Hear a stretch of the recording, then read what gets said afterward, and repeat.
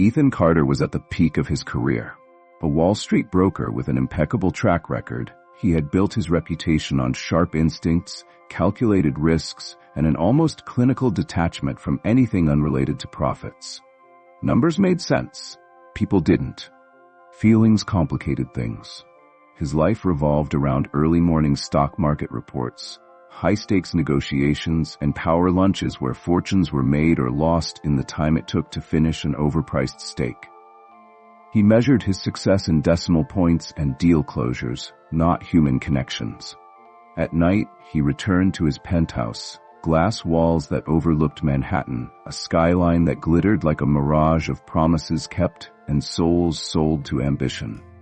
The only sounds were the soft hum of the city below and the clink of whiskey against crystal as he drank alone, staring at everything he had built. And yet, despite all of it, the wealth, the status, the power, he felt nothing. That evening, Ethan wrapped up one of the biggest deals of his career. His firm had secured a merger worth billions, and the celebration at the private lounge had been one of extravagance, aged scotch, cigars, and empty congratulations from men who only valued him for the numbers he brought in. By the time he left, his body buzzed with exhaustion, and for once, he didn't feel like dealing with his driver, his car, or the suffocating silence of the back seat. So, on a whim, one of the rare impulsive decisions he ever made, he opted for the subway. The underground station was a world away from his, filled with the tired faces of late-night commuters, street musicians playing for spare change, and teenagers glued to their phones. The air smelled of steel, sweat, and something fried from a food cart nearby. Ethan barely noticed any of it. His mind was still somewhere between his last trade and his next move. That's when he felt it. The world lurched. The faint sound of a gasp rippled through the crowd. A moment of silence, like the city itself had held its breath. Then, chaos. Someone had fallen onto the tracks. Ethan turned his head just in time to see the blur of a figure stumbling dangerously close to the rails. His body tensed, but before he could react, before his brain could even process the scene, something else moved. A shadow. A flash of motion. A tiny figure darted past him, fast as lightning. The next thing he knew, small but impossibly strong hands grabbed him. His breath hitched as he felt himself being yanked backward. The deafening roar of the incoming train drowned everything else out, a rush of wind, a burst of heat. And then, stillness. Ethan gasped, his chest heaving. His heart slammed against his ribs like a drum of warning. He looked around, disoriented, blinking rapidly as the reality of what had just happened caught up to him. A girl, small, maybe 9 or 10 years old, dark curls escaping from beneath a knit hat, stood in front of him. Big brown eyes full of concern met his own. "You okay, mister?" she asked, hands on her hips like she had just scolded a reckless child. Ethan stared at her, stunned. "You pulled me up?" His voice sounded foreign to his own ears, unsteady, shaken. The girl grinned, revealing a missing front tooth. "Yeah, you were kinda in trouble." He ran a hand over his face, still struggling to catch his breath. She didn't wait for him to finish. Just turned on her heel like saving an entire grown man was no big deal. "Wait," Ethan called after her, his voice regaining some strength. "What's your name?" She hesitated mid-step. Then, without turning around, she simply said, "Zoe." Zoe. Ethan reached into his pocket, the instinctive move of a man who had always solved problems with money. Let me give you something," he said, already pulling out his wallet. Zoe turned, her expression unreadable. She eyed the crisp bills in his hand, then shook her head. "I don't need anything." And with that, she was gone. She melted into the crowd, disappearing as fast as she had come. Ethan stood there, unmoving, heart still pounding in his chest. For the first time in years, he didn't know what to do. The next morning, he couldn't stop thinking about her. It was ridiculous. He was a logical man, a rational man. He should have been focused on work, on his next deal. Instead, his mind kept replaying that moment, the sheer force of her pull, the certainty in her voice, the way she had walked away without expecting a single thing. He had never met someone who helped without wanting something in return. That's how he found himself back at the subway station, standing stiffly in front of the security office. "You're looking for our kid?" the station manager asked, raising an eyebrow. Ethan nodded. "A girl, about 10 years old, black. Curly hair. She was here last night." The man rubbed his chin. "Lots of kids pass through here. What's the story?" Ethan hesitated. "She saved my life." The manager gave him a skeptical look but sighed, motioning to a grainy monitor. "We can check the footage, but if she's a regular, I'd probably know her." They scrolled through the video feed. Nothing. No sign of Zoe. No record of her being there. She was nowhere. Ethan felt something strange settle in his chest. Zoe, it seemed, was a ghost in the city. Ethan couldn't shake the encounter. He prided himself on being a man of logic, cause and effect, risk and reward. But something about Zoe unsettled him in a way he couldn't explain. He had spent years perfecting the art of forgetting people, of compartmentalizing emotions like stock reports in neatly labeled files. And yet, here he was, night after night, searching for a ghost. For days, he combed through security footage, asking station employees if they had seen the girl. Most gave him blank stares. "Kid saves your life and she just disappears?" one of the guards asked, scratching his head. Ethan nodded grimly. She was real. She has to be. But no one knew her. He returned to the station every evening, watching, waiting. He sat on the same bench where he had almost died, scanning the crowd, the same fruit vendor, the same tired commuters, but no Zoe. Until the fourth night, just as he was about to give up, he saw her. She moved through the crowd with quick, purposeful steps, a worn-out backpack slung over her small shoulders. Her face was set with determination, eyes darting left and right as if she was on a mission. Without thinking, he followed her. She wove through the streets of Harlem with the ease of someone who knew every shortcut, every hidden alley. Ethan stuck to the shadows, feeling wildly out of place in his expensive wool coat and polished shoes. Zoe didn't stop until she reached a rundown apartment building with cracked bricks and rusting fire escapes. The kind of place Ethan had never stepped foot in before. He hesitated. Was he really about to follow a 10-year-old into a crumbling building? A group of teenagers loitered near the entrance, passing a cigarette between them. One of them, a lanky boy in a hoodie, spotted Ethan and smirked. "You lost Wall Street?" he drawled. Ethan ignored him, pushing forward.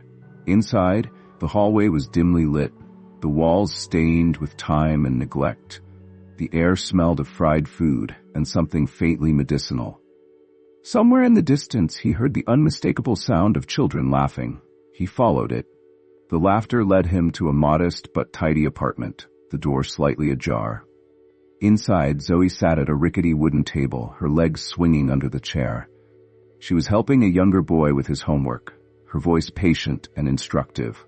A woman, her mother, he presumed, stood in the tiny kitchen, stirring something in a pot. She looked exhausted, the kind of exhaustion that settled deep in the bones, the kind you carried for years. Ethan hesitated at the door before knocking lightly. Zoe's head snapped up, her eyes widened in shock. "Mister?" Ethan shifted on his feet, suddenly unsure of himself. Why was he here? What exactly was he hoping to accomplish? I wanted to thank you," he said awkwardly. "Properly." The woman in the kitchen turned sharply at the sound of his voice, her face immediately guarded. "Who are you?" she asked, wiping her hands on a dish towel as she stepped closer. Ethan took a breath and introduced himself, explaining how Zoe had pulled him off the tracks. "She saved my life," he finished.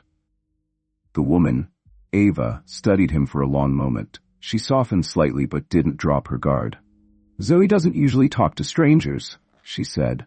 "She's not just a stranger, Mama." Zoe interjected. He needed help. Ethan glanced around. The apartment was small but warm.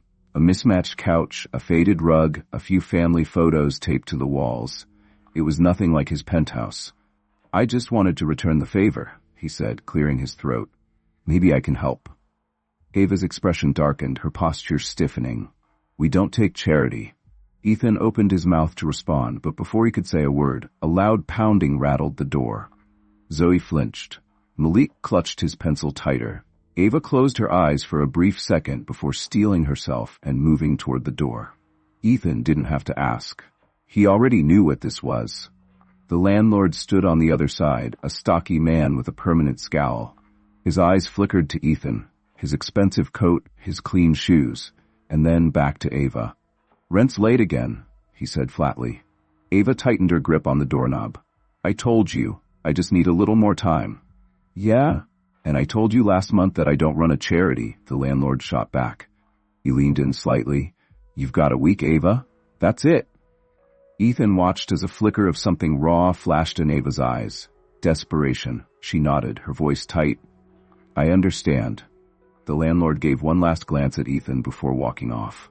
A long silence followed. Zoe fidgeted in her seat, her face carefully neutral. Malik hunched over his workbook, pretending not to hear anything. Ethan exhaled, running a hand through his hair. "I can fix this," he said suddenly. Ava's head snapped toward him. "No, I can." "I said no." Her voice was sharp, final. Ethan exhaled. "Ava, I get it. You don't want handouts, but this isn't about pride. You have 2 kids, and you're about to lose your home." Her jaw clenched. "And what? You think you can just throw money at the problem and make it disappear?" "That's usually how it works," Ethan admitted. "Money solves problems. Not the ones that matter." Zoe watched the exchange silently, her small hands gripping the edge of the table. Ethan glanced at her, then at Malik, then back at Ava. He wasn't used to feeling powerless, but in that moment he felt it more than ever. Finally, he sighed and stepped back. "All right." Ava didn't say anything, just crossed her arms and waited for him to leave. Ethan hesitated one last time before turning toward the door, but as he reached for the handle, he stopped, because for the first time in his life, he didn't want to walk away. And just like that, he made a decision, one that would change all their lives. Ethan returned the next day, standing in the doorway of Ava's apartment with an expression that was equal parts determined and uncertain. Ava crossed her arms, her stance defensive. "Didn't think I'd see you again," she said dryly. Ethan inhaled deeply. He had rehearsed this in his head all night, but now that he was here, the words felt clunky. "I have a proposition," he said carefully. Ava arched an eyebrow. "A proposition?" "A deal," he corrected. "Not charity." She let out a short, incredulous laugh. "And what exactly does a Wall Street guy like you think I need?" "I'll help with the rent and whatever else you need to keep this place running," Ethan said, holding her gaze. "In return, you teach me what it means to be part of a family." Silence. Ava studied him for a long moment, her sharp eyes searching for the catch, because there was always a catch when it came to men like him. "You want me to teach you how to be part of a family?" She repeated, skeptical. Ethan nodded. "Yes." Ava let out a slow exhale, rubbing her temples. "You realize how ridiculous that sounds, right?" He shrugged, a little embarrassed. "Maybe, but I never had one. Not really. I know how to close million-dollar deals, I know how to turn a profit in any market, but I don't know what it's like to sit down at a dinner table and actually belong there." Something flickered in Ava's expression, but she masked it quickly. "You can't buy a family, Carter," she said flatly. "I'm not trying to buy one," he countered. "I'm asking for help." She sighed, her jaw tightening. "This isn't how life works. You don't just make a business deal to learn how to be human." "No," he admitted, "but it's the only way I know how to start." Ava exhaled slowly, glancing toward the kitchen where Zoe and Malik were talking in hushed voices. The weight of the pending eviction still loomed over her, pressing on her like a vice. Finally, with reluctance in her eyes, she nodded. "All right," she said, "but this isn't a one-way street. You're going to have to actually show up. No half-assing it." Ethan smirked. "I don't do things halfway." Ava rolled her eyes. "We'll see." The first few days were awkward. Ethan was like a visitor in a foreign land, unsure of the customs, unsure of the language. He arrived wearing his crisp button-downs and expensive watch, his presence so starkly different from the warmth of the small apartment. At first he hovered, unsure of where to stand or what to do. But slowly, painfully slowly, he started to integrate. One evening, Zoe shoved a math workbook into his hands. "You work with numbers, right? Help me with this." Ethan frowned at the page. "This is 4th grade math." Zoe raised an eyebrow. "And?" Ethan cleared his throat. "Right? Let's do this." By the time he finished explaining fractions in the most unnecessarily complicated way possible, Zoe stared at him, unimpressed. "Wow," she deadpanned. "You made that way harder than my teacher does." Ava, overhearing from the kitchen, snorted. "Figures." Ethan scowled. "Fine. How does your teacher explain it?" Zoe grabbed a cookie from a plate on the table, broke it in half, and held up one piece. "This is 1/2. Ethan blinked. "That's annoyingly simple." Zoe grinned. "That's why she's a teacher, and you're just a Wall Street guy." Ethan smirked, shaking his head. This kid was something else. As the days turned into weeks, Ethan found himself drawn deeper into their world. He learned that Zoe loved to draw, her notebooks filled with colorful sketches of people and places she imagined. Malik was obsessed with superheroes, constantly reenacting movie scenes with dramatic flair. One evening, Malik challenged him to a board game. "Careful," Zoe warned. "He cheats," Malik gasped. "I do not." Ethan raised an eyebrow. "Are you saying this game is rigged?" Malik grinned mischievously. "Depends. Are you losing?"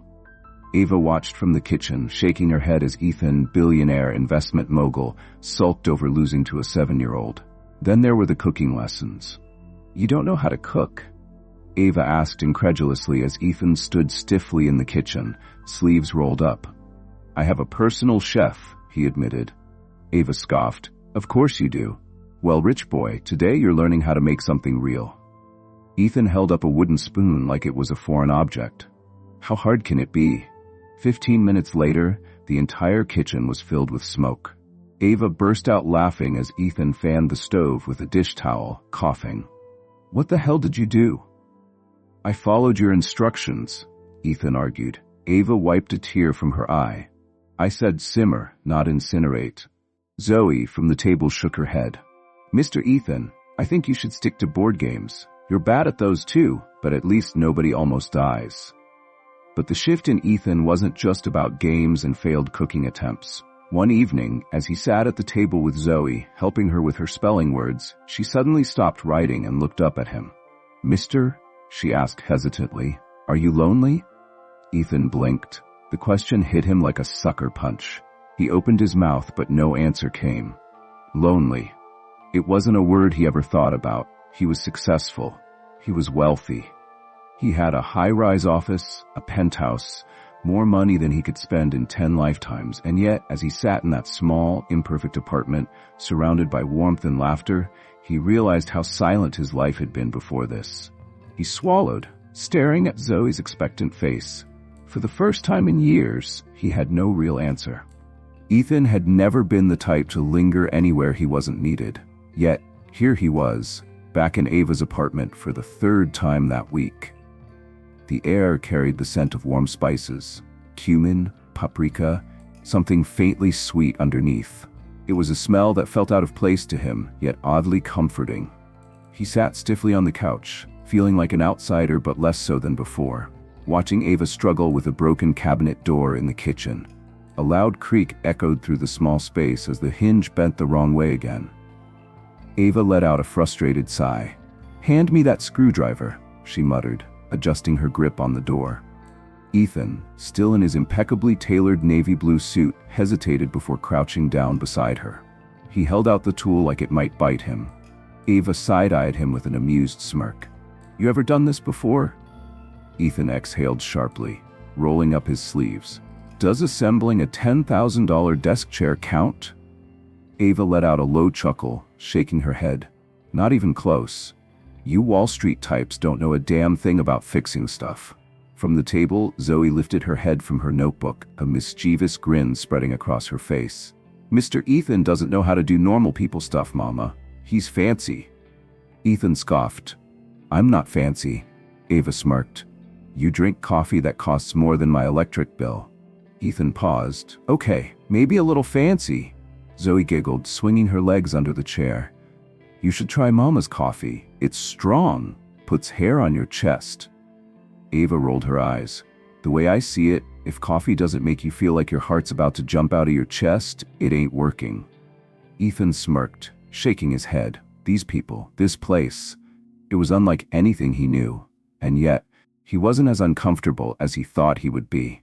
As the evening stretched on, Malik climbed onto the couch beside Ethan, holding a battered math workbook in his small hands. "Can you help me with this?" Malik asked, shoving the open pages toward Ethan. Ethan blinked at the boy, slightly caught off guard. Sure. What are we working on?" "Fractions," Malik groaned. "They make no sense." Ethan skimmed the page. "Ah, kid, you're gonna love Wall Street one day. It's all numbers." Malik made a face. "I don't want to do numbers. I want to be a firefighter." Ova, washing dishes at the sink, called over her shoulder. "Well, first you gotta pass math, little man." Ethan nodded seriously, playing along. "She's right. You don't want to be calculating the wrong amount of water to put on a fire." Malik thought about this, eyes narrowing. Then he slid the workbook closer. "Okay, but you gotta explain it better than my teacher." Ethan chuckled, picking up a pencil. "Challenge accepted." He leaned in, drawing tiny squares on the page, breaking them into pieces as he explained. At first, Malik looked skeptical, but then his little forehead creased in concentration and he nodded. "Oh, so like, if I have 4 pieces of pizza and I eat 2, that's 1/2? Ethan grinned. "Exactly." Zoe, watching from across the table, smirked. "You should have just started with pizza, Mr. Ethan. That's how my teacher does it." Ava, drying off a plate, let out a low laugh. "Damn, Carter, a billionaire genius, and the kid still outsmarts you." Ethan shook his head, not even bothering to argue. He didn't care. Because for the first time in years, he felt useful. Not in the way he did when closing million-dollar deals, but in a way that felt real. Later that night, as Ethan leaned back in his chair, his gaze fell on an old, tattered photo album sitting on a nearby shelf. He hesitated for a moment before reaching for it. The worn cover cracked slightly as he flipped it open, revealing faded photographs tucked inside plastic sleeves. One in particular caught his eye. It was Ava, younger, standing in front of a university building, wearing a graduation gown. She was holding a baby, Zoe, his brows furrowed as he held up the picture.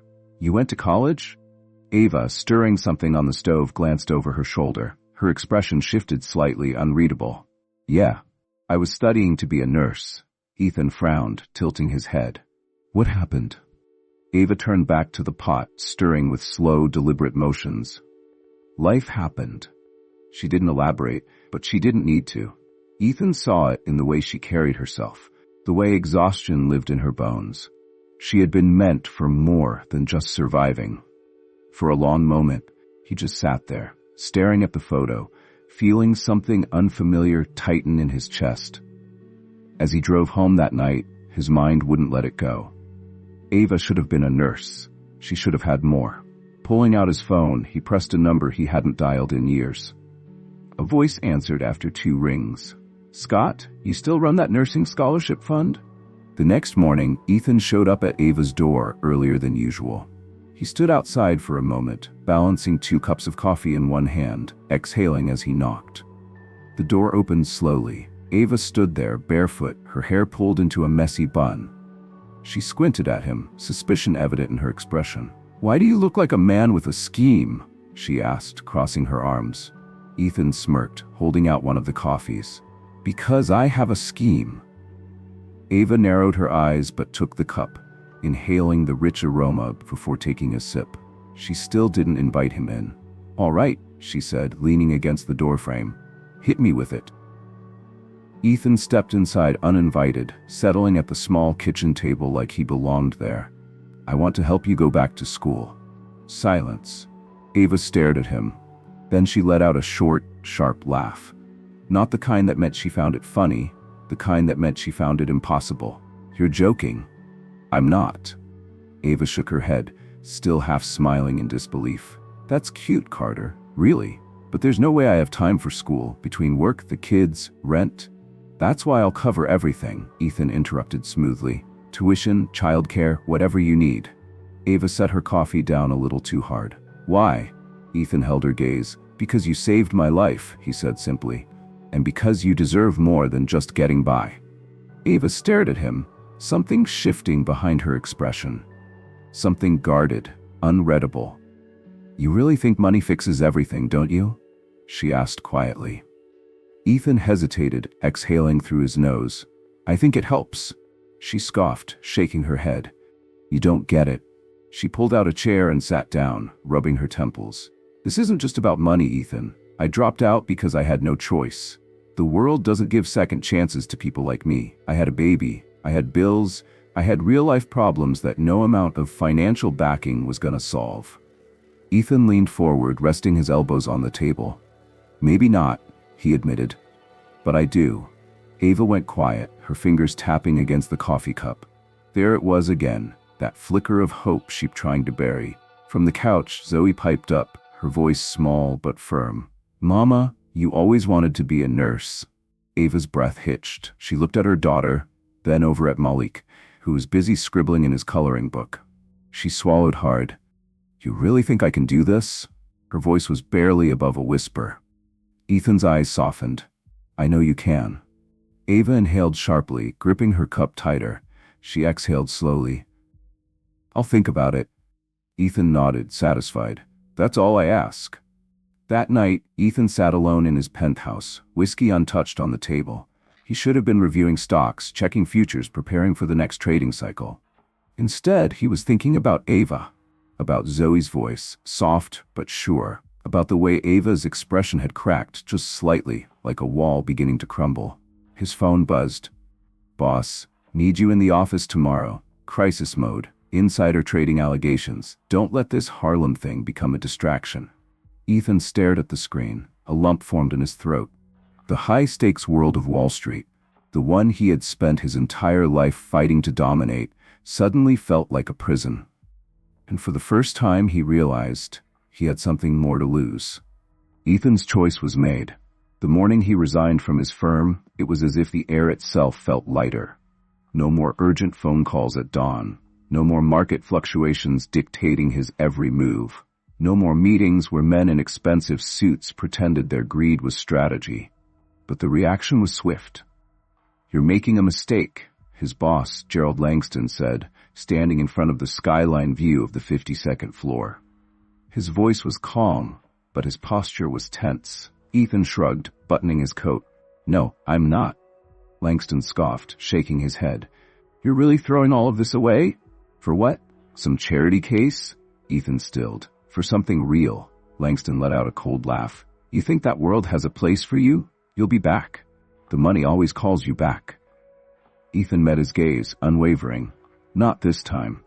He turned toward the door, walking away from the life he had spent years chasing, and for the first time, he felt free.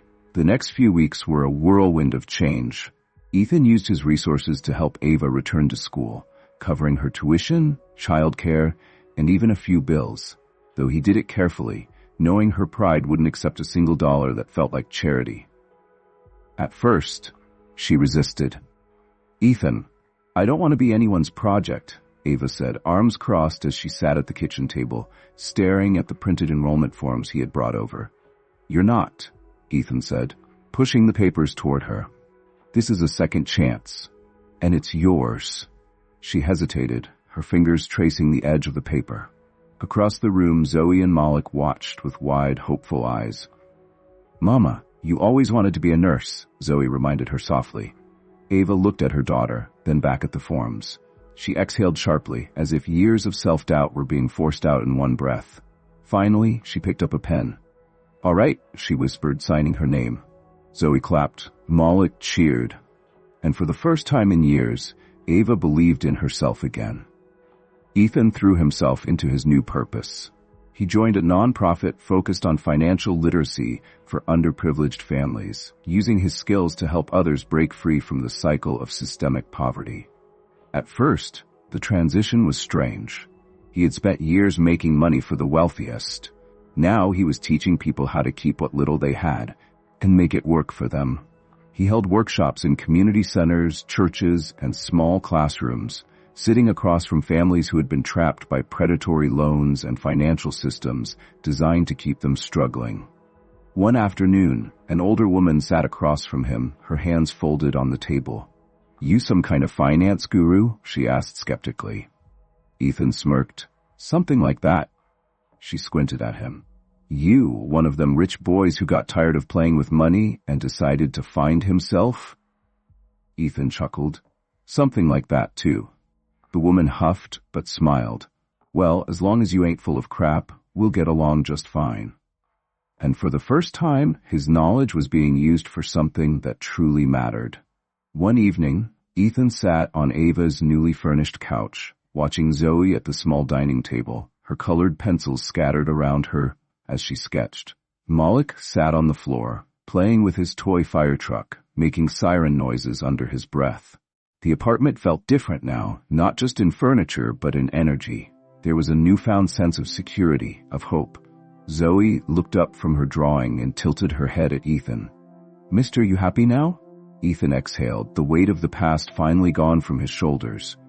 He looked around, taking in the warmth, the laughter, the simple joy of just being here. He smiled.